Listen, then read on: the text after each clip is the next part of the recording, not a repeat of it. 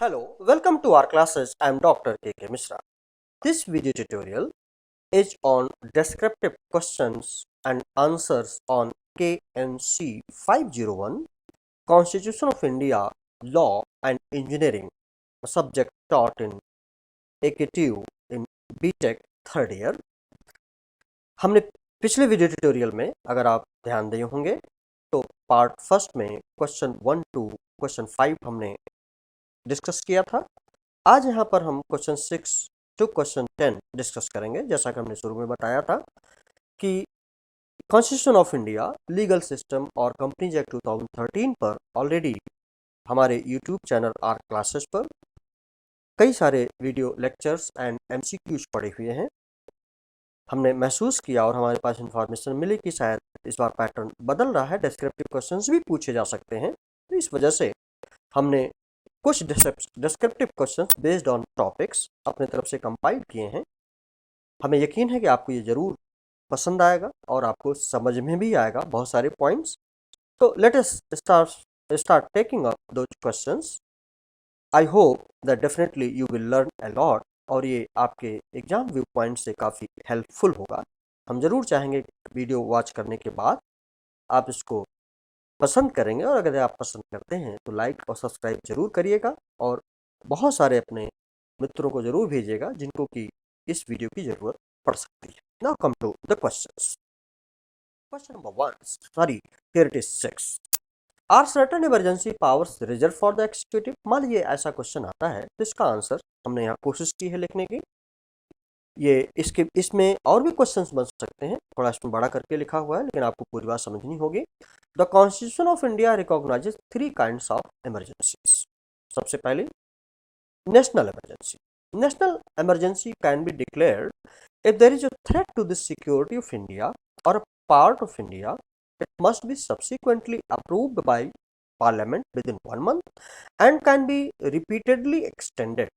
All fundamental rights under the Constitution, except the rights to life and personal liberty, are automatically suspended. National emergencies have been declared 3 times in India's history, 2 of which were during wars. This is continued. Now, state emergency. इसको समझने की जरूरत है यहाँ पर। State emergency can be declared in a state if it is found that the constitutional machinery of the state has failed. That is, the governance cannot be carried out in a constitutional manner. Loss of majority of the ruling party in the state government, collapse of a coalition or death of the chief minister of a state have been the most prominent causes of imposition of state emergency in India. Once declared, the president assumes all executive and administrative power of the state. This is known as, also in common language, the president's rule. ये बात यहाँ समझने की है। State emergency must be approved by Parliament within 2 months and can be extended for a maximum period of 3 years. An extension beyond 1 year can be made only if national emergency has been declared and it is difficult to hold elections in that state. State emergencies have been declared in various states several times. तो हमने अब 2 type के emergencies की बात कर ली, national and state. अब यहाँ पर एक फाइनेंशियल इमरजेंसी की बात करें। जैसा कि हमने कहा था इस क्वेश्चन में 3 प्रकार के इमरजेंसीज होंगी, इसको समझने की कोशिश करते हैं।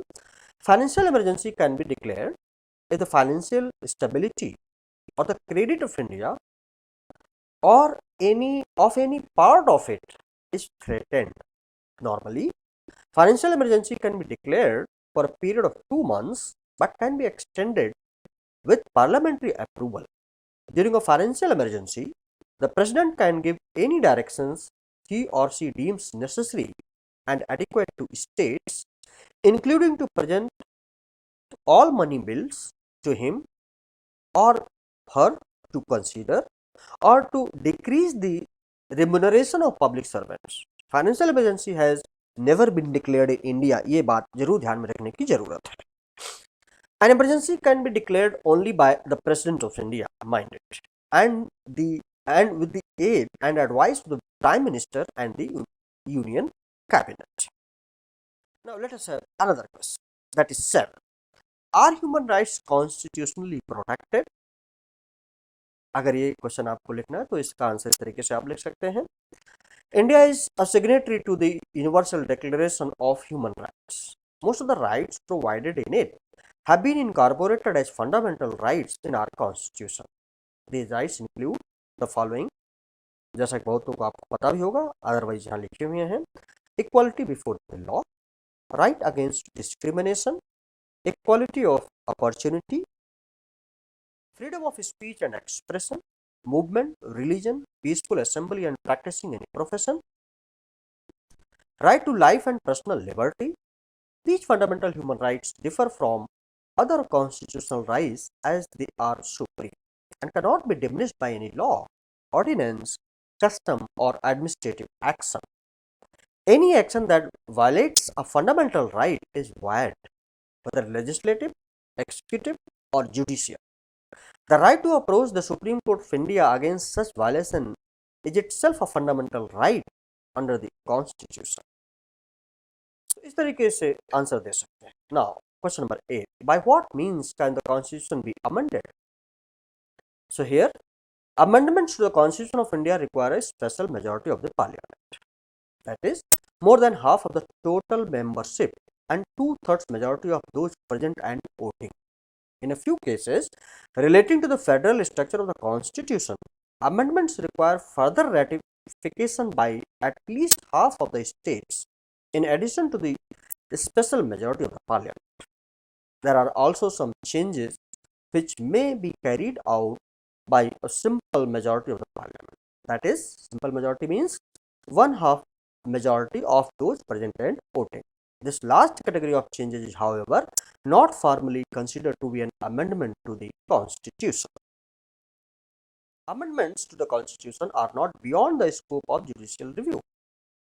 In one of the most remarkable constitutional judgments in India, also the lengthiest and with the largest ever bench of 13 presiding judges, the Supreme Court held that the legislature cannot amend, after, alter or destroy the basic structure of the Constitution, a term that originates from this judgment. The Constitution has no provision for holding referendums or plebiscites. Now, question number 9. What form does your legal system take? तो यहाँ ये बहुत छोटा सा answer भाई, इसको आप बड़े बढ़िया अच्छे तरीके से याद कर सकते हैं. India has a hybrid legal system having elements of civil law, common law, equitable law and customary and religious laws. Question number 10. What are the main domestic sources of law? इसका कुछ पहले भी डिस्कशन हुआ है. The main sources of law are the following: the constitution of India, this is the supreme source of law. Statutes. Statutes are enacted by Parliament or the state legislatures. At local level, subordinate delegated legislation such as rules, regulations, and bylaws is passed by local authorities such as government departments, municipal corporations, municipalities, and Gram Panchayat. Customary law. In certain aspects, local customs and conventions, usually religious in nature, that are not against any statute or morality are also applicable. Judicial decisions. While technically not law, judicial decisions of superior courts like the Supreme Court of India and high courts are another important legal source and have precedential value. So this was all about this video tutorial. Viewers, I hope that you have liked it, and ये इतना input आपको दे देंगे कि at least इस type के questions और इस पर क्वेश्चंस आते हैं तो आप इनके आंसर्स बहुत अच्छे तरीके से एग्जाम में लिख सकते हैं. अगर आपको हमारा वीडियो ट्यूटोरियल पसंद आया हो तो प्लीज़ सब्सक्राइब करिएगा, शेयर करिएगा और आगे भी बढ़ाइएगा, फॉरवर्ड करिएगा. Thank you very much. Have a nice time. Best of.